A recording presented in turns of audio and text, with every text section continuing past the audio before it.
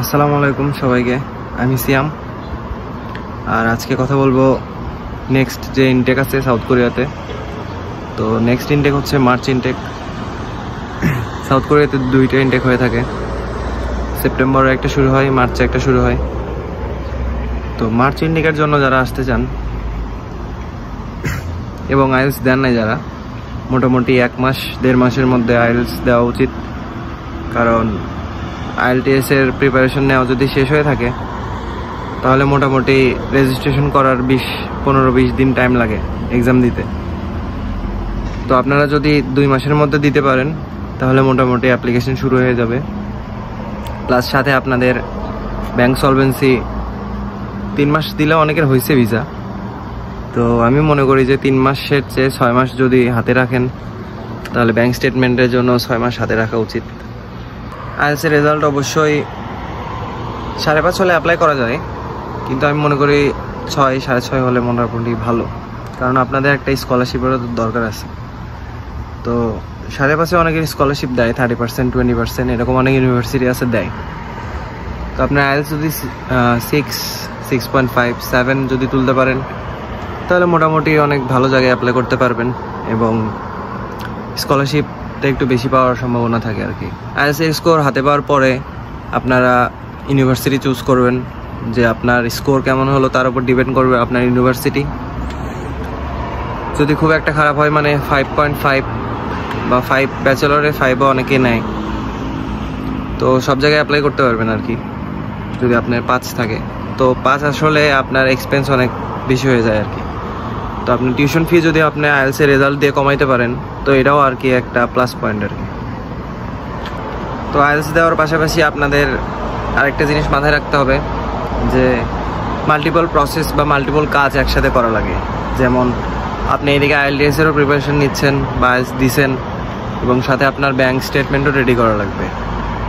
কারণ মোটামুটি 6 মাস দেখালে ভালো, 3 মাসে অনেকের অ্যাকসেপ্ট হয়েছে, কিন্তু রিস্ক নেওয়ার তো দরকার নেই। তো আমি মনে করি যে ব্যাংক স্টেটমেন্ট 6 মাস বা তার বেশি যদি থাকে তাহলে বেশি ভালো। তারপর আপনার IELTS স্কোর পাওয়ার পরে আপনি ইউনিভার্সিটি দেখবেন যে কোথায় কোথায় অ্যাপ্লাই করা যায়। এখন আপনার ইচ্ছা যদি থাকে যে পার্ট টাইম কাজ করবেন বেশি, তাহলে ওই ধরনের এরিয়া দেখবেন। আর যদি মন চায় যে না পড়াশোনা করবেন, পড়াশোনার জন্য আসবেন এবং কোনো সেভিং বাদে থাকা খাওয়ার খরচ যদি চলে, এরকম জায়গায় একটা অন্তত ভালো ইউনিভার্সিটিতে মানে অ্যাপ্লাই করা আর কি, যেন ওখানে আপনার এডুকেশনটা অন্তত কন্টিনিউ থাকে। তো আমি মনে করি যে কাজ করার চেয়ে এডুকেশনটা অনেক বেশি ইম্পর্টেন্ট, এটা প্রায়োরিটি দেওয়া উচিত বেশি। তো আপনি যদি চান যে মাস্টার্সের জন্য অ্যাপ্লাই করবেন তো সেটা আপনারা করতে পারেন। সেটার জন্য মোটামুটি একটু IELTS স্কোর বেশি লাগে, থাকলে একটু আপনার জন্য ভালো। তো তারপরে আপনার ইউনিভার্সিটি চুজ করবেন এবং মাস্টার্সের জন্য তো প্রফেসর ম্যানেজ করতে হয় আর কি। প্রফেসর ছাড়া মাস্টার্সে আসা যায় না রিসার্চ প্রোগ্রামে। তো যার কারণে আপনারা চাইলে বিভিন্ন ইউনিভার্সিটির ফ্যাকাল্টি ওয়েবসাইট আছে, তো সেখান থেকে আর কি দেখে নিতে পারেন যে কীরকম ফ্যাসিলিটিস দেয় বা ফ্যাকাল্টি মেম্বার যারা আছে, আপনার যে ডিপার্টমেন্ট চুজ করবেন ওই ডিপার্টমেন্টে কারা কারা আছে ফ্যাকাল্টি মেম্বার এবং তাদের প্রোফাইল কি, এগুলো দেখে আপনার মাস্টার্সের জন্য চেষ্টা করবেন।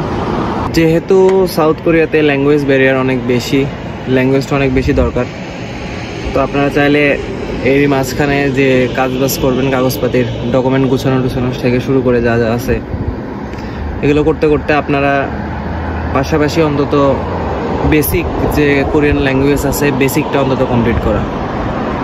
কারণ একটু বেসিক কিছু জানলে 2-1 শব্দ বা ওয়ার্ড যদি আপনারা জানেন, সেন্টেন্স যদি কিছু কিছু জানেন, সেক্ষেত্রে আপনাদের জন্যই ভালো হবে। মোটামুটি সেপ্টেম্বরের মধ্যে IELTS কমপ্লিট করে ফেলা, অক্টোবর নভেম্বর হচ্ছে আপনার অ্যাপ্লিকেশন থেকে শুরু হয় আর কি। 2টা করে ফেজ থাকে। এখন আপনি যে ইউনিভার্সিটি চুজ করবেন সেসব ইউনিভার্সিটিতে দেখবেন যে অ্যামাউন্ট দেখায়, ওদের যে ওয়েবসাইট আছে ইউনিভার্সিটির যে পোর্টাল থাকে, ওয়েবসাইট থাকে, ওই ওয়েবসাইটে হচ্ছে দেখায় যে কত টাকা আপনার টিউশন ফি, কত টাকা পেমেন্ট করা লাগবে, আপনার কত % স্কলারশিপ আসলে আপনি কত পাবেন, এগুলো সব ওই সব ইউনিভার্সিটির ওয়েবসাইটে দেওয়া থাকে। তো খুব একটা বেশি ডিফারেন্স নাই টিউশন ফির, কিন্তু ইঞ্জিনিয়ারিং সাবজেক্ট যেগুলো আছে এগুলো টিউশন ফি তুলনামূলক একটু বেশি। তো এটা ডিপেন্ড করতেছে আপনারা কোন ধরনের ইউনিভার্সিটি চুজ করবেন। সেই ইউনিভার্সিটির ওয়েবসাইটে চেক করবেন যে টিউশন ফি কত, আর আপনি আইএলটিএসে কত উঠাইছেন তার উপর কত পার্সেন্ট ওনারা হচ্ছে স্কলারশিপ দেয় সেটা আপনারা নিজেরা ক্যালকুলেট করতে পারবেন। তো আপনারা সাপোজ আইএলসে আপনার 6.5 বা 6 আছে, এক্ষেত্রে যদি ওনারা 30% বা 50% যদি প্রোভাইড করে, আর আপনি যে ইউনিভার্সিটি চুজ করছেন সেই ইউনিভার্সিটি যদি টিউশন ফি 3 লাখ টাকা হয়, তাহলে অবশ্যই আপনার 50% স্কলারশিপ থাকলে সেটা 1.5 লাখ টাকা হবে। বিষয়টা হচ্ছে স্কলারশিপ আপনার প্রথম সেমিস্টারের জন্য থাকবে, তার পরবর্তী সেমিস্টারগুলোতে স্কলারশিপের কি হবে, পরবর্তী সেমিস্টারগুলোতে আপনার প্রিভিয়াস যে আপনি ফার্স্ট সেমিস্টার যে শেষ করলেন, ফার্স্ট সেমিস্টারের রেজাল্টের একটা ক্রাইটেরিয়া থাকে যে এতর মধ্যে এত উঠাইতে পারলে আপনার স্কলারশিপ থাকবে। তো ফার্স্টে আপনি স্কলারশিপ পাইলেন আইএলটিএস এর স্কোর দিয়ে, আপনার এসএসসি এইচএসসির রেজাল্ট দিয়ে, তারপরে সেটা আপনার মেনটেন করা লাগবে ফার্স্ট সেমিস্টারে কেমন রেজাল্ট করলেন। অতএব এসেই যে একদম আপনি কাজ করবেন পড়াশোনা চাঙ্গে, আসলে এটার কোনো মানে নেই। তো ওইটাও এক ধরনের ইনকামের মধ্যেই পড়ে। এখন আপনি যদি পড়াশোনা না করে যদি ইনকাম করে টিউশন ফি দেওয়ার চেষ্টা করেন, তাহলে আলটিমেটলি আপনার কি রেজাল্ট খারাপ হবে যদি সময় না দেন পড়াশোনার দিকে। তো তাহলে আপনার তো স্কলারশিপ থাকবে না সেকেন্ড সেমিস্টারে যেয়ে, তখন আপনার আলটিমেটলি বেশি দেওয়া লাগবে। কিন্তু এই পরিশ্রমটা যদি ফার্স্ট সেমিস্টারেই করেন যে আচ্ছা ঠিক আছে স্কলারশিপ আছে, স্কলারশিপটা যদি ধরে রাখে 50% কমাইতে পারি, আলটিমেটলি তো আমার ওই জব করা লাগছে না। তো আপনার নিজের মেধাও বিকাশ হইলো, আপনার পড়াশোনা হইলো, আপনার টিউশন ফিও কমে গেল, এই আর কি বিষয়। তো দেখে শুনে ভেবে চিন্তা ভাবনা করে ডিসিশন নেবেন যে আপনি পড়তে চান নাকি কাজ করতে চান না কি করতে চান, সম্পূর্ণ আপনার উপর। তো যতটুকু শুনলাম বুঝলাম, স্কলারশিপ হোল্ড করা তেমন একটা কঠিন না যদি একটু পড়াশোনা করেন। তো পড়াশোনা বাদ দিয়ে যদি খালি কাজ চিন্তা ভাবনা করেন, তাহলে আলটিমেটলি আপনার ব্যাচেলর প্রোগ্রামে যদি আসেন, ব্যাচেলর যদি শেষ করেন, তখন মাস্টার্সে কী করবেন, পরবর্তীতে ফিউচারে কী করবেন। তো আমার পার্সোনাল ওপিনিয়ন হচ্ছে আমি কাজের চেয়ে পড়াশোনাটাকে বেশি ইম্পর্টেন্ট মানে উপরে রাখি আর কি। কাজ করবেন, থাকা খাওয়ার যতটুকু দরকার আপনার ততটুকু তো করা লাগবেই, কারণ আপনি তো আর বাসা থেকে প্রতি মাসে নিতে পারবেন না, এই হচ্ছে বিষয়। তো যারা আইএলটিএস দিয়ে ফেলছেন, আইএলটিএস শেষ করে ফেলছেন, তাদের এখন কাজ হচ্ছে আপনারা এখন ইউনিভার্সিটি চুজ করা শুরু করে দেন। প্রত্যেকটা ইউনিভার্সিটির ওয়েবসাইট আছে, ওখানে দেখবেন ইন্টারন্যাশনাল পোর্টাল আছে আর কি, মানে ব্যাচেলর নাকি মাস্টার্স নাকি ইন্টারন্যাশনাল স্টুডেন্টস নাকি, ওখানে গেলে দেখতে পারবেন আপনার যে সাবজেক্ট চুজ করবেন ওই সব সাবজেক্ট দেওয়া থাকবে, পাশাপাশি টিউশন ফি দেওয়া থাকে, আলাদা অপশনই থাকে যে টিউশন ফি, স্কলারশিপ, ওগুলো সব দেখে নেবেন যে আসলে কত ধরনের স্কলারশিপ আছে, কি কি স্কলারশিপ প্রোভাইড করে। এগুলো আসলে এক এক ইউনিভার্সিটির এক এক রকম, তো এক্স্যাক্ট আসলে বলা ঠিক না বা বলা যায়ও না আর কি। তো আপনারা দেখবেন যে কোন ইউনিভার্সিটির টিউশন ফি আপনার স্যুট করে, অথবা আপনার আইএলটিএস দিয়ে কত কমে, এটা একটা বিষয় দেখার। তো ইউনিভার্সিটি চুজ করা শেষ হইলে আপনাদের কাজ হচ্ছে অ্যাপ্লিকেশন করা। তো ইউনিভার্সিটির ওয়েবসাইটেই দেওয়া থাকে ফুল প্রসিডিউর যে ওই পার্টিকুলার ইউনিভার্সিটির জন্য কি কি রুলস মেনটেন করে অ্যাপ্লাই করা যায়, ওখানেই সব দেওয়া থাকে। আর আরেকটা বিষয় হচ্ছে টিউশন ফি পেমেন্টের যে বিষয় আছে, পেমেন্টের বিষয়টা হচ্ছে আপনাদের তো আর যেমন বাংলাদেশ থাকলে কি হইতো, যাই হচ্ছে ইউনিভার্সিটিতে যাইতেন, যা টাকা দিয়ে চলে আসতেন, কিন্তু এখানে তো আপনার আগেই টিউশন ফি পেমেন্ট করা লাগে। তো সেক্ষেত্রে কি করবেন?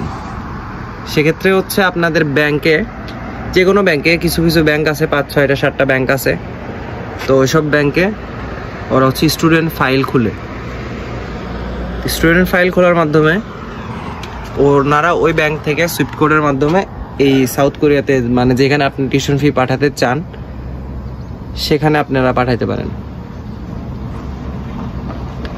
তো মোটামুটি স্কলারশিপ থাকলে 1200 থেকে 1800 2000 এরকম ডলার আর কি টিউশন ফি লাগে প্রথমে পাঠানোর জন্য। তো এটা দেখবেন আর কি। আপনাদের এখন কাজ হচ্ছে যারা আইএলস কমপ্লিট করে ফেলছেন তাদের উচিত এখন ইউনিভার্সিটি চুজ করা। যারা আইএলস দেন নাই, আজকে হচ্ছে আগস্ট মাসের শেষ 31 আগস্ট, তো সেপ্টেম্বর থেকে নতুন ইনটেক শুরু। আর মার্চের জন্য যারা প্রিপারেশন নিচ্ছেন আর কি, মানে মেইনলি তো মার্চের জন্য বলতেছি, তো সেপ্টেম্বর অক্টোবরের মধ্যে আইএলস কমপ্লিট করে ফেলা, এই হচ্ছে এখন আপনাদের প্রধান কাজ। এবং সাথে যেহেতু 6 মাসের ব্যাংক স্টেটমেন্ট দেখান লাগে, মানে আপনি যে টাকাটা রাখবেন 25 লাখ 30 লাখ 28 লাখ যাই রাখেন, সেই টাকাটা 6 মাসের ম্যাচুরিটি থাকা লাগে। এখন অনেকেই বলে না বা কোথাও জানে নাই, বা অনেকেই মানে জানে না যে ম্যাচুরিটি জিনিসটা কি। এখন ম্যাচুরিটি আর অ্যাকাউন্ট খোলা দুই জিনিস। এখন 6 মাস আগে অ্যাকাউন্ট খুললেই যে আপনার ওই টাকা দেখাবে তা কিন্তু না। আপনার যে টাকার যে বয়স, ম্যাচিউর কতটুকু বয়স হয়েছে ওই টাকার, এটা হচ্ছে 6 মাস আগে থেকেই রাখতে হয়, দেখাইতে হয় যে আমার 6 মাস আগে থেকে এই অ্যামাউন্ট ছিল, আমি পড়াশোনার জন্য এটাই আমি রেখে দিছি। তো এটা হচ্ছে ফ্যাক্ট। অতএব আপনার আইএলস দেওয়া শেষ, যদি ভালো হয় স্কোর, তাহলে অবশ্যই অন্যান্য কাজ বাদ দিয়ে আগে ব্যাংকে টাকা রাখার চেষ্টা করবেন। যে এখন আমার কাজ হচ্ছে ব্যাংকে টাকা 6 মাস ম্যাচিউর করা। তো এই হচ্ছে বিষয় আর কি। আমি অনেক ঘাটাঘাটি করে দেখছি, এই জিনিসটা আসলে তেমন একটা ইউটিউবে নাই, বা যেখান থেকে দেখেন ওখানে নাই। তো অতএব আপনারা হচ্ছে আইএলস দেওয়ার পরে ব্যাংক নিয়ে চিন্তা ভাবনা করবেন যে এখন আমার টাকা যে দেখাইতে হবে আপনার 1 বছরের থাকা খাওয়া, এই টাকাটা আইএলস দেওয়ার পরেই হচ্ছে আপনি শুরু করে দিবেন রাখা। তো এই ছিল আজকের বিষয়। তো আপনারা যারা আইএলটিএস দেওয়ার প্রিপারেশন নিচ্ছেন বা নিয়ে ফেলছেন, আইএলসের ডেট নিয়ে ফেলেন, কারণ ওখানেও 15-20 দিনের মতো টাইম লাগে, ডেট পাওয়া যায় না। তো মাসে আপনারা তো 4 বার দিতে পারবেন অন্তত, এইটুকু তো হয়তো জানছেন বা জানেন। যারা জানেন না তাদের জন্য বলতেছি আর কি, যে মাসে 4টা করে ডেট থাকে আইএলটিএসের পরীক্ষা দেওয়ার জন্য। তো আপনারা মাসে 4 বার পরীক্ষা দিতে পারবেন, মানে 4টা ডেটের মধ্যে একটা ডেট নেবেন আর কি। তারপরেও 15-20 দিনের মতো সময় থাকবে। আর প্রিপারেশন মোটামুটি হয়ে থাকলে কনফিউজ হওয়ার কিছু নাই, ডেট নিয়ে ফেলেন। ডেট নিয়ে ফেললে একটা পড়াশোনার মধ্যে জোর আসবে, তখন আপনার ভালো করার চান্স একটু বেশি, আপনি আরও বেশি মনোযোগী হবেন আর কি। আর ডেট না নিলে হয় কি, যে হচ্ছে আজ না কাল, কাল না পরশু, এমনি করতে করতে মানে সময় চলে যায়, গায়ে লাগে না। তো যখন দেখেন আপনার এক্সামের ডেট দেয়, আপনারা যখন এসএসসি দিছেন বা ইন্টার যখন দিছেন, ডেট দেওয়ার পর 1 মাস আছে একটা টেনশন থাকে মাথায়, তখন আপনারা ঠিকই পড়াশোনা করেন। তো বিষয়টা হচ্ছে এটাই, ডেট নিয়ে ফেলেন, তাহলে পড়াশোনা গায়ে লাগবে, সিরিয়াসনেস আসবে আরও। আর সময় বেশি একটা নাই এখন, মার্চের জন্য যদি চিন্তা ভাবনা করেন, তো 1-1.5 মাসের মধ্যে আইএলটিএস দিয়ে ফেলেন। তারপরে পরবর্তীতে কি লাগে না লাগে আমি তো জানাবো ইনশাল্লাহ। তো এই আর কি বিষয়। আইএলটিএস রেজাল্ট হাতে পাওয়ার পরে আপনার ইউনিভার্সিটি খুঁজতে থাকেন, তারপরে দেখা যাক কি হয়। তো ভালো থাকবেন আর সাবস্ক্রাইবটা করেন। আল্লাহ হাফিজ।